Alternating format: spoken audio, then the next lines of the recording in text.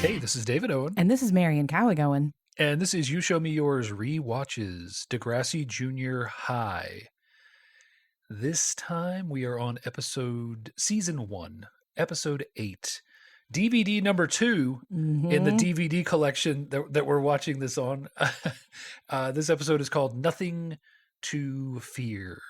Unfortunately, there are no bonus content on the DVDs and no cast voiceovers and remember all those DVD extras? There aren't any of this. We want director or cast commentary. Yeah. Oh, that would be great. Yeah. So this one is an LD centric episode. You wanted to see more plaid shirts and baseball caps. Yeah. You're gonna get them this time, and also we meet Spike. Yes. I mentioned last time that the theme song mentioned Spike, and Dave told me not in the part that we sampled. Yes. So, but the theme song that we use for these episodes is "I'm in Love with a Girl Named Spike." Yes, by this is Skankin' Pickle, which is a ska band. And I think most people, if they remember Degrassi, they remember Spike because she has spiked hair. She has, what is it? It's not a mohawk. It's a very punk hairstyle. It's just, I don't even know what you call that hairstyle, but it's spiked up. Yes. So she's very memorable, and her storyline is memorable. And that storyline does not start now. We will get to it in a little bit. Yeah. And we will insert some of the lyrics of the theme song right about now. There is a girl named Spike from Degrassi High. She had a baby when she was real young. Her best friend is a skinny chick. She knows an Asian boy named Nick. Caitlin, she is very chic, but I'm still in love with a girl named Spike. A girl named Spike. And I'm still in love with a girl named Spike. And I'm still in love with a girl named Spike. A girl named Spike. Yeah, ska. There. Now you know what we're talking about. What is the description of ska? Oh, it's what's going on in a 13-year-old boy's head when he gets unlimited mozzarella sticks. Yeah. Which, frankly, as someone who loves mozzarella sticks, that's about right. Yes. Yeah. Yes. So that's I'm in Love with a Girl Named Spike by Skankin' Pickle. So, but it is not Spike's day yet. We love a little Spike. A lot of Spike we got to wait for. But today we're talking about LD and her L dad. Yes. Ha ha. I'm so clever. This family needs some help. Yeah. Yes. The important factual little nugget is that LD's mom died, and so it's just her dad and apparently her two brothers who moved back in. Did they move back in? I couldn't tell if they lived there. That's what they said. They said something about since my brothers moved back in or something. And a couple episodes back, she exposited that her brothers tell her that girls are lame and weak and stupid. And, so real great home for a girl. Yeah. Yeah. And of course, if you don't remember, LD is a real tomboy. Yes. Not interested in the lady arts, cooking and cleaning and mending and, all the things that us girls are supposed to love. Mm-hmm. So her father, when she leaves for the day to go to school, has to remind her, did you clean the kitchen? Yeah. Excuse me, sir, you are in your workshop, which is right next to your house. You're going to be here all day. Presumably you will be going in there and eating lunch. And messing up the kitchen. Clean your own damn kitchen. He's a business owner. He's running Dad's shop. Dad, yeah. Maybe he could get Jeff to clean the kitchen. Jeff seems like a nice guy. Jeff is his assistant who manservant. I was afraid for half a second that he was going to turn out to be a creep. And take advantage of LD in her hour of need, but it didn't happen. So Jeff, he's stand-up guy. He's a good guy. Lives alone. Goes to eat with his parents. Yeah, doesn't know how to cook for himself. Yeah, puts his television on the table because so he doesn't have to eat alone because sometimes he gets lonely. In the big city of Toronto, you only have a tiny apartment. But anyway, so LD leaves for school and is mad at her dad for griping at her about the kitchen and mutters under her breath, "I wish he'd drop dead." And 30 seconds later, he does. Oh, yes. No, not really. Just has chest pains and says, "Jeff, call the doctor." And the doctor's like, "I don't know. I can get you in like 6 weeks." socialized medicine. I don't know what to tell you. How about a week from Thursday? Yeah. How about on our Thanksgiving? Well, that's in October, so it's not quite as bad. Anyway, so nobody calls LD to tell her this or anything, and she comes home and nobody's there except for Jeff. And Jeff's like, "Oh yeah, your dad's in the hospital. Something with his heart." Yeah, like that's not the way to tell. Like sensitivity had not been invented in the 80s apparently, or grief counseling or trauma therapy or any of these things. This is a girl who we learned through some flashbacks. Her mom went in to the hospital to be treated for something. And, oh, your mom's going to be fine. Oh, your mom's going to be fine. Oh, your mom's not going to be fine. She's dead. Yeah. Yeah. And from the sound of things, she was like 5 or 6, which is like exactly the wrong age for, not that there's a good age for that kind of message, but when they're really little, they don't remember quite as much. And when they're older, they can understand more complex things. Still don't use that method with anybody, but that seems like the very worst for me. Yeah, yeah. And LD has mistakenly connected her mother's death with her going to visit her in the hospital, because they play these lines of young LD where she said, "Oh, can I go visit her? Can I go visit her?" Dad's like, "No, not yet. She's not strong enough." "Okay, we can go visit her." "Oh, no." And she somehow gets loose in the hospital and like sees her mom with a lot of machines hooked up to her and is confused, and then her mom dies. It was a little, because with all the conversations that we hear are between young LD and her dad, and it didn't, like we're told that she went, but I don't hear anything about her. So that was weird. But anyway, unsurprisingly, LD has some trauma about her mother's death and has some fears about hospitals, which, a lot of people do. Reasonable. And since everybody is just like, okay, go see your dad. You're 13. You can navigate this big city on your own. She's like, no, I don't think I will do that. Yeah. Yeah. She is very specifically, he has requested some items from home and she packs them up for Jeff to take. And she's, trying to come up with any excuse not to go, which kind of feeds into the rest of her arc here in this story, where she's got a very important project to do with Vula and Spike in their social studies class. Social sciences. Social sciences class. They're creating a map, which is such a quaint idea because, I love it. I think it's great. I love maps. You know this, but they have to map the area around the school or something. Yeah, and they've all been given, all the different groups have been given like a section of the city to map out around the school. Yeah. Yeah. And so she's playing both sides. She's telling her dad on the phone that she just is too busy to get up there because she has a project, and she's telling her pals Spike and Vula that her dad's in the hospital and she's too busy to help with the project. Yeah. And then she's just, I guess, going home and crying every sitting night. On her bed and disassociating. Right, exactly. Which frankly, that is an appropriate reaction when you don't have any emotional support, like she doesn't. Vula and Spike figure out that LD is full of it. They're immediately like, "Oh, don't worry about it. We got this. We'll cover you." And then they decide to go to the hospital and visit LD's dad, because this is before HIPAA and privacy laws, and you can just waltz in. They take up a collection for money from everybody in the class to bring him flowers, which is very sweet. And the flowers that they bring are much nicer than the ones that LD got. And they're like, "Oh, we're so sorry that you're not feeling well. When is LD coming again?" And he's like, she hasn't come at all. Yeah. And they're like, that's really, and Spike is just pissed, and Vula kind of figures out like, okay, there's something else going on here. Vula, by the way, letting go of her grudge at Stephanie seems to have sweetened her up nicely, which is, again, I said holding onto a grudge is like drinking poison and expecting the other person to die. She's much improved with this. Yeah. Also, I just have to say about Spike, in this episode and every one going forward, I love how incredibly Canadian Spike's accent is when she talks. She sounds so Canadian. I know this isn't a reference for you, but if anybody out there's seen Letterkenny, she reminds me of that. I know it's probably not even the same accent, but she's just so Canadian. Yeah. And a lot of these other kids aren't all that Canadian. Spike is very Sometimes Canadian. it just really comes out. Yeah, she's not from Toronto. She's from Newfoundland or something. I don't know. That's probably not a Newfoundland accent. I don't know. Anyway, Vula, by the way, has a moment where they're all in gym class and they're doing gymnastics or something, and she has her glasses off because I guess you don't want to get kicked in the face when you're wearing your glasses. Girl is gorgeous. Yeah, like sure. Beautiful dark hair and big eyes and everything, but the clothes and the glasses hide that.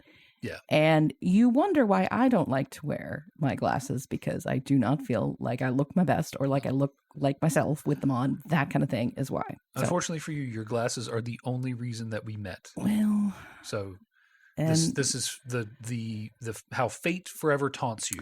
Yes, the universe was telling me something because I was wearing glasses, not expecting to meet somebody and go to a bar and meet this guy. But I don't know what can I tell you. Yep.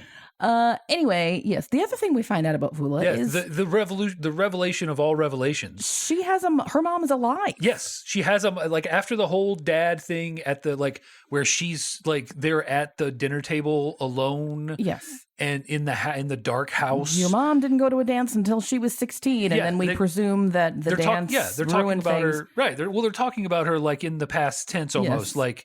Your mother, and it's just. And then she's like, "Oh, my mom went into the hospital to have her appendix removed, and she was fine." Yeah, like a few months ago or something.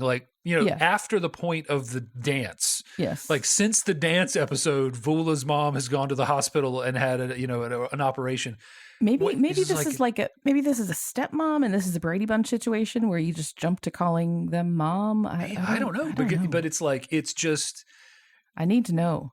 Yeah, because that was too good of a story of Vula and her old country dad who is struggling to parent her in the absence of the tragically deceased mother, and now there is a mom. Now LD has the tragically deceased mother and the dad struggling to parent her. Watch in a couple episodes, it's going to be LD's mom is around. Right. And I hope the continuity is better than that. You hope so, but yeah. But anyway, so Vula is pretty nurturing to LD and helps her out, and LD eventually goes to the hospital to see her dad, kind of psychs herself up. The room, though, the bed is made. There's none of the stuff there. And she's like, "Oh my God, he's dead." He died. And he comes in the room all dressed and ready to go. And she says, "Oh, you're alive." And he says, "Yeah." No one has told her at this point what's going on with him. Just, it's his heart.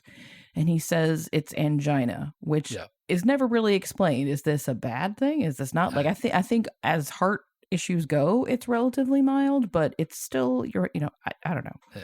Who knows? He's alive, so okay, it's fine. And then apparently her dad has just intuited all these things that she's afraid of. Well, I mean, I wouldn't say intuited. She's clearly been making excuses not to come to see him. But he has. This man is not sensitive. He did not figure this out on his own. Anyway. I don't give him more credit. Give Eldad more credit than that. Anyway, he acts as if things are going to change, and maybe he won't have her clean up the kitchen on her own. Yeah, I am doubtful. But yeah, and we did kind of miss a couple of seeds that they plant earlier where he's like, you're 13 years old now. You got to stop coming out here and helping me with these greasy car engines, because that's her thing. She loves her dad, so she helps him fix cars. And now he's just like, no, you got to be a lady, and you got to wear dresses, and you got to stop fixing cars. And take off that cap. And that's what causes her to mutter under her breath that he should drop dead. Yeah. And then after he's, I guess, faced down a mild his mild mortality, he is just like, hey, maybe you don't have to take off the hat. Maybe and she says, I'll never wear the hat. I'll change. I'll be what you want me to be. And he's like, no, that's fine. Yeah, he puts it back on her. Yeah. And it's the thing about this show, just like with the Vula not having a mom, sometimes it's just up against its own constraints. Yes. The writers are only so talented. Well, you really only have 30 minutes. Yeah, and the time is only so long. The casting budget is only so large. The actors are only so skilled. Yes, because they're kids. There's only so much. And we did see maybe a repeat sort of secondary actor. We think that the receptionist at the hospital might have been the brassiere salesman. I really think so. I didn't go back and look. Yeah, we I need to meant check the credits. but Which would make total sense that there would be like, a sort of a repertory group of actors that just sort of fill into these roles. And, they're like, you're like nobody pays attention to the adults, so just be in the background. We got some roles for scale, like whatever Canadian scale is. $50 a day, 50 loonies a day. Yeah, you've got 3 or 4 lines, like whatever. It'll get you your Canadian SAG card. Yeah. So the other thing on the other end of the scale of fears. Yeah. Meanwhile. Fear of snakes. Yes, in the B plot. Shocker, Arthur and Yick have some hijinks. Up to shenanigans. They went shopping at the way too long polo shirt store and forgot to close Amadeus the snake's cage. Yes. These guys are wearing these are like just above the knee, these polos that they've got. Well, like and real tuckable polos. That was not just tuckable, but like the kind that you could fit 2 or 3 of yourself in. Oh yeah, but like not like Yick's is a little big, but not like way ill fitting. But they still are just super long. They are incredibly long. In addition to Arthur and Yick are blamed whether they did or not. They're blamed for because of course they would be the everyone has their here. number by now. Nobody someone did something irresponsible. It was probably Yick and Arthur, the cut ups, Mr. Yick the disorganized. Exactly. It's Radich's fault. Really, can't even keep the lid on the snake cage. Yeah. And so they are on the hunt, and they assume he's escaped to the broader school grounds. So they're looking top floor, bottom floor. They think he's in the boiler room. That he's not. Yeah, they make a snake trap, and they take the time to draw with markers fake grass and a snake peeking out, like I guess a decoy snake. Because snakes won't go into a place unless it's labeled properly. Right, I mean, come on. It needed like little arrow signs, like there's girl snakes. Yeah, in girls, here. girls, XXX, like naked. Yeah, naked snakes. Naked snakes. Yeah, naked snake. And the excellent part of this episode, some of the background announcements, because through a lot of these episodes, is the best part of this. There's things on the announcements that sometimes have to do with the episode, sometimes not. Like come. Cheer on the girls' school swim team, blah, blah, blah. It's just the principal, which is like probably one of the directors or producers or something just doing this voiceover. I don't think that we ever meet him. I've said this before. I think he's like Charlie in Charlie's Angels. Like he's just this. Yeah, he's just a voice off screen. But this time, so apparently the whole school has gotten wind of the missing snake and they're doing lots of practical jokes. And one of them is someone created a fake lunch menu for the cafeteria. And so he's saying, if you see the lunch menu that has, what is it? Oh, corn on the cobra. And what was the other one with Python? Oh, yeah. Oh, man. We just watched this like 24 hours ago. I can't remember the other one, but corn on the cobra was definitely up there. Yeah.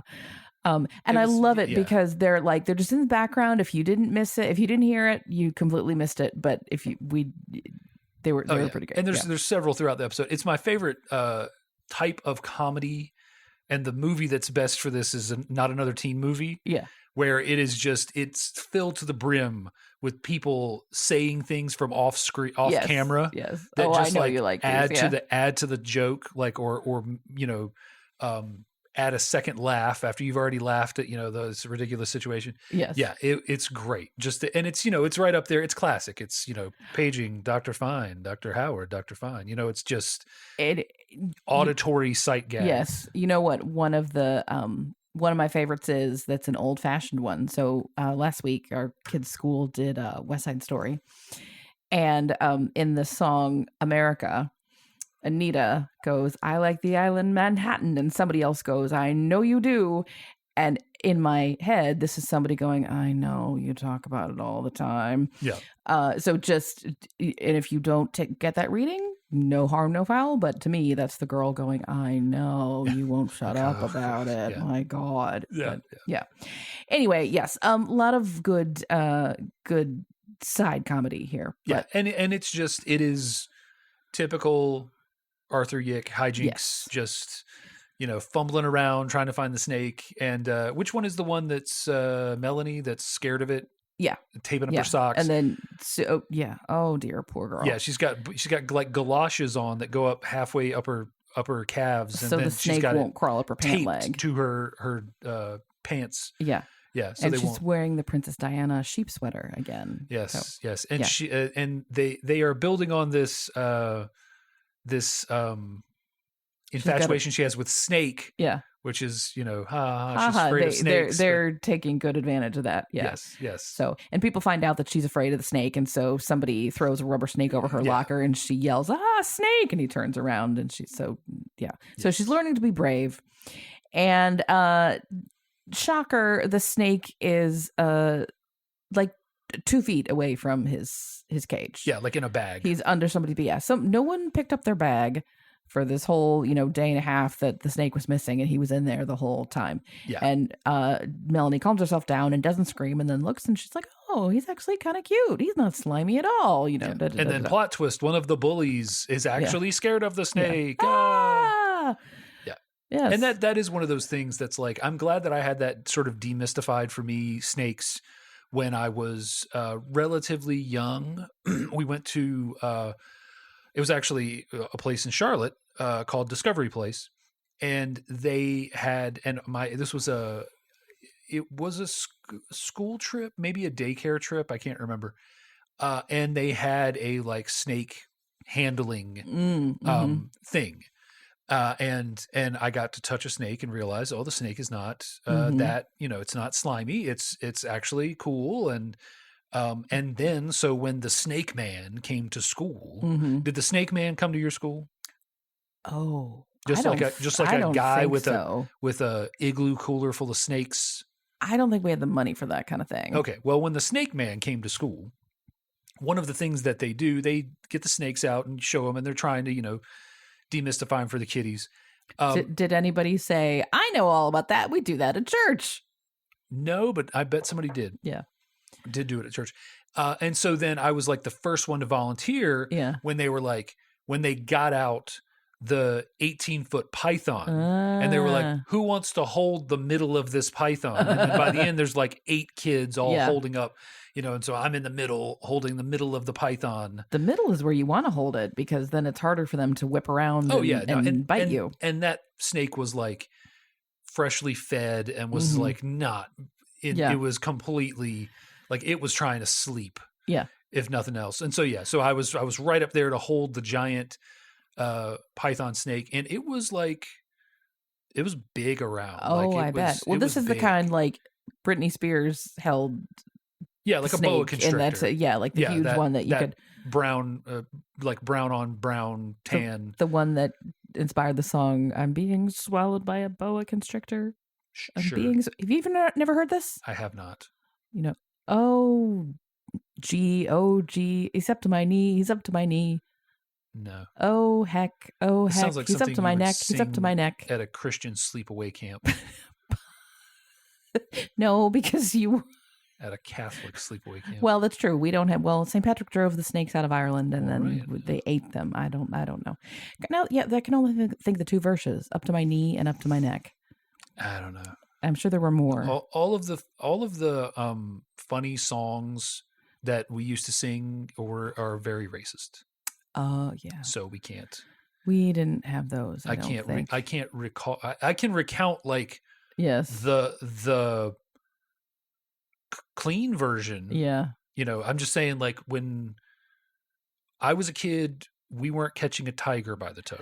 Yeah, I've heard that. We didn't sing that version. We sang the tiger version, but yes, the other version. I've heard that now. But anyway, back to Canadians. Because my family was horrible racists. Well, it was more. Even the ones who weren't overtly racist were casually racist. Yeah. Anyway, back to snakes and Canadians. And the Canadians have never done anything racist in their lives, right? No, never. Yeah. Not even once. Their Indigenous people are not oppressed at all. Not at all. No. Never. And Yick has never experienced racism in Toronto ever. But So it's a plot it's It's comedy fills relief. some time. Yeah. Arthur and Yick hijinks and, advancing this Melanie and Snake thing, which I think comes to something later. Yeah, and I So- think like it's good on a show like this because the A plot is kind of heavy Mhm. in a lot of ways. So it's good to be able to like pop back in and like you just immediately see those ankle length polos and you're just like, all right, we're into some shenanigans now. Yeah. They got the long polos on and we're going. I hope they keep wearing the long polos because I really want to continue this bit I have on long polos with Okay. these guys. So I'm crossing my fingers. Well, fashions being what they were, I think you're good. I hope so. So the moral of the story, face your fears. Yeah, go to the hospital. Get close to the snake. Yeah, the snake won't hurt you. Yeah. You- The reptile or the boy won't hurt you. You going to the hospital didn't cause your mother's untimely death. Yes. I'm sorry no one told you that. They Yeah. should have. Yes. They should have done a whole lot of things, but in the meantime, Yeah, not a lot of, but this is also like so very typical of the Yes. Gen X upbringing, like yes. emotionally stunted. Like there is a reason that like the Gen X kids were the ones that grew up to go to therapy because like their parents were incredibly emotionally stunted and we're not telling them like LD, it wasn't your fault, like you know that you went in the room and then your mom died. Well, their parents were either they came of age during the Depression or World War II, or there were too many of them. They were one of huge families and there was no time for this. Or like my parents, the Vietnam War. You know, like you were staring down you were in your sophomore year, your grade 8, and staring down a never-ending conflict overseas and thinking like, okay, what's going to happen when I turn 18? Like, no one has time for this. So all of a sudden, right, no one cares about stuff. explaining your emotions or sharing your feelings. The only part of that I can relate to is, when the Challenger exploded, I was 8. I turned 9 that year, I think.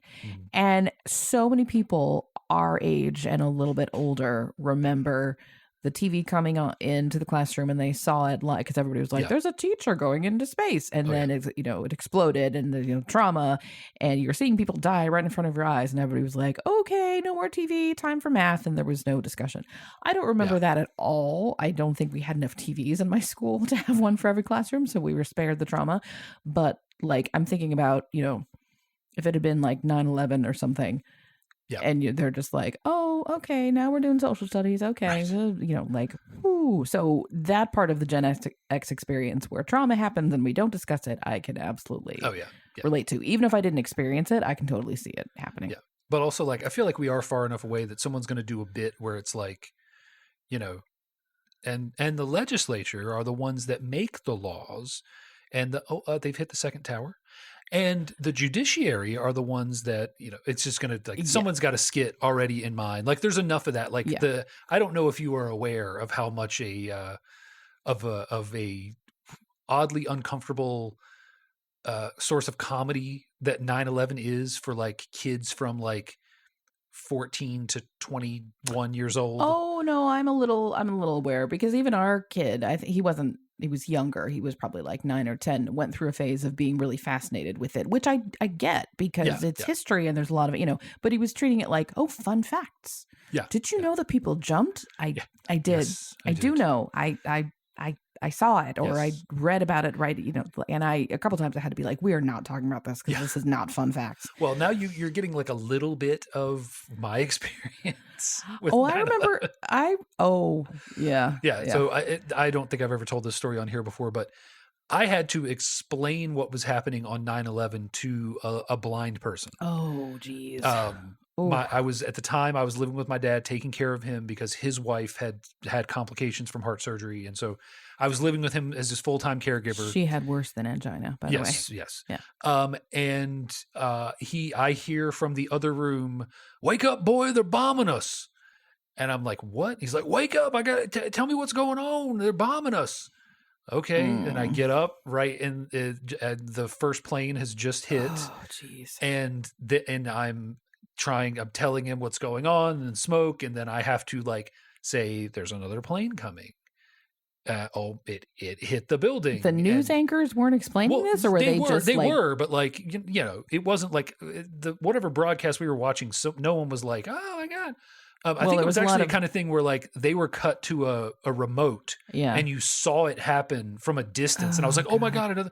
And then having to be like, and there was a lot of just... people are jumping out of the building. Oh my! The first one collapsed. Oh, you know, like having to explain that. And there was a lot of, I think, the newscasters were just too dumbfounded to speak. Yeah, they were just too dumbfounded to speak. And he's like every 10 seconds, every 2 seconds, he's like, "What's happening? What's happening?" So if I wasn't like stream of consciousness talking and describing everything, because a lot of the times the newscasters weren't talking; they were just like staring, you know, wide eyed at the camera, fighting back tears, and that's a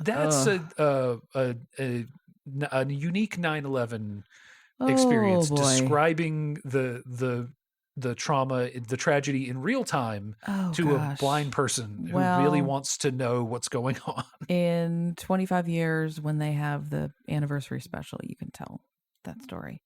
Yeah. Anyway, we got really far off topic. But it's fun. I like that. Yeah, now that story is forever recorded, and some AI is going to be trained off of that. Like, but that's like, somebody's going to do that. Somebody's going to use podcasts to like train AI in like conversational anecdotes or whatever. And somewhere in an AI, in like, you know, some dork's AI that's somehow more cringe than Grok, it's going to tell a story about describing 9/11 to a blind person. Well, good. Between that and the Robert Pattinson movie, like we've got the market cornered on 9/11 podcast. Oh yeah. Anyway, so next week we have more of some difficult subjects. Stephanie meets TV heartthrob Damon King and lies about her age to go on a date with him. Recall, she's an adult. She's not a child. Yes.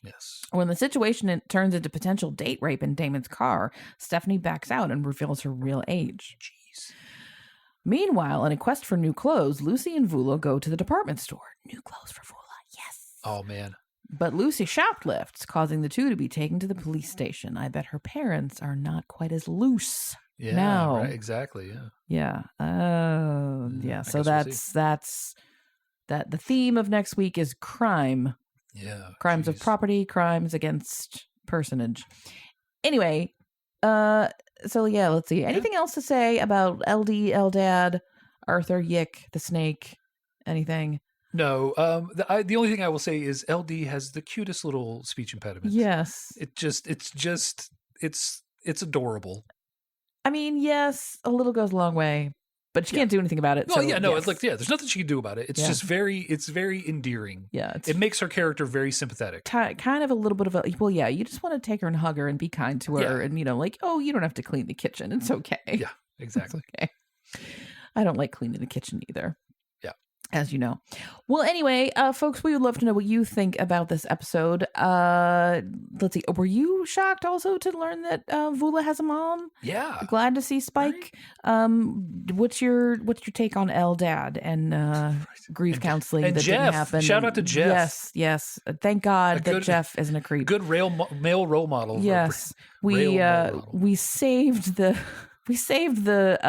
sexual assault by an older man until next episode. Yes, we pushed it off by one. Let us know what you think. You can get in touch with us in a couple different ways. You can send us an email.